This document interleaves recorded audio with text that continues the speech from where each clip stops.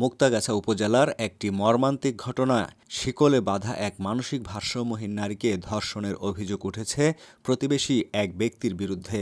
ঘটনাটি স্থানীয়ভাবে চাঞ্চল্যের সৃষ্টি করেছে। জানা যায়, পৌরসভার ৪ নং ওয়ার্ডের পাড়াটঙ্গী এলাকায় গত ২৩ মার্চ রাত আনুমানিক ১০টা ৩০ মিনিটে এই ঘটনা ঘটে।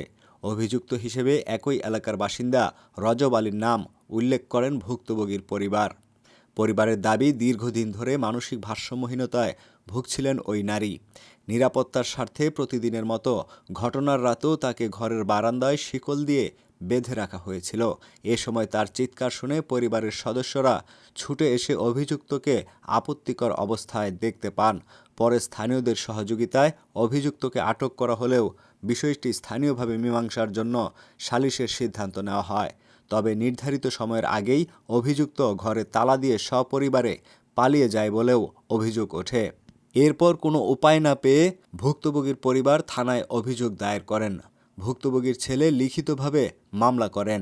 এ বিষয়ে মুক্তাগাছা থানার ভারপ্রাপ্ত কর্মকর্তা লুৎফর রহমান বলেন, একজন মানসিক ভারসাম্যহীন নারীকে ধর্ষণের অভিযোগ পাওয়া গেছে এবং বিষয়টি গুরুত্ব সহকারে তদন্ত করা হচ্ছে।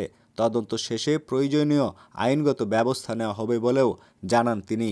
ঘটনার পর থেকেই অভিযুক্ত পলাতক থাকায় তাকে দ্রুত গ্রেফতারের দাবি জানিয়েছেন স্থানীয় বাসিন্দারা।